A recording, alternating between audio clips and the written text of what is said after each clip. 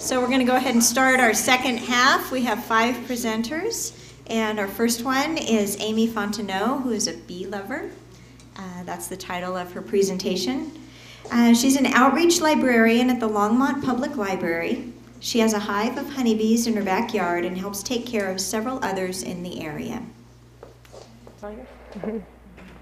Hi there. Thank you all so much for coming, and thank you for inviting me to be here.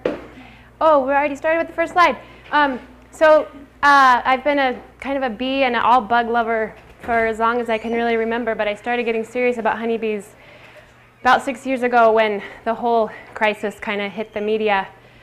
So this is a worker bee, a female bee. Pretty much every bee that you see on your flowers is a female. The majority of the bees in the hive are female.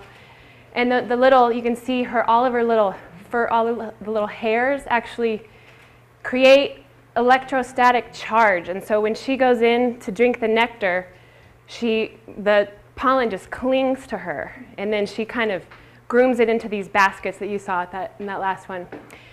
So a colony of bees they're our superorganism.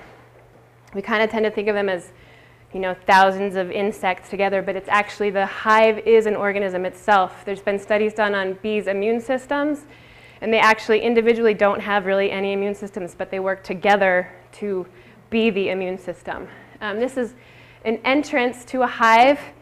This here, my little pointer, this is a drone, a male.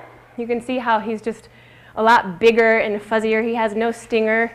He really does none of the work in the hive, but he's sort of like the store of genetic material. He goes out and mates with the queen, not his own, but. So this is the entrance to the hive. This is what it's looking like right now in the fall. This is called propolis, and they get that from the sap and resin from tree buds, and it's both, it provides like kind of a structural and a bacterial protection. So it keeps the draft out, and it also is antimicrobial, antifungal. This is looking in a window. I use what's called the top bar hive, and it has a window, so it's really cool. You can see this is a side view of the combs. These are honeycombs. This is a bar that's been taken out of the hive. Up here is honey that's already capped. This is nectar that hasn't turned into honey yet. It's just drying. This here is capped brood.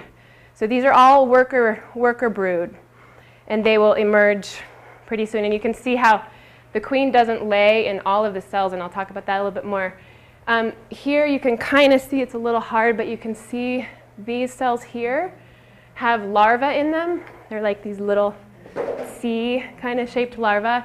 And at that point, they're still being fed by worker bees. They get fed, everyone gets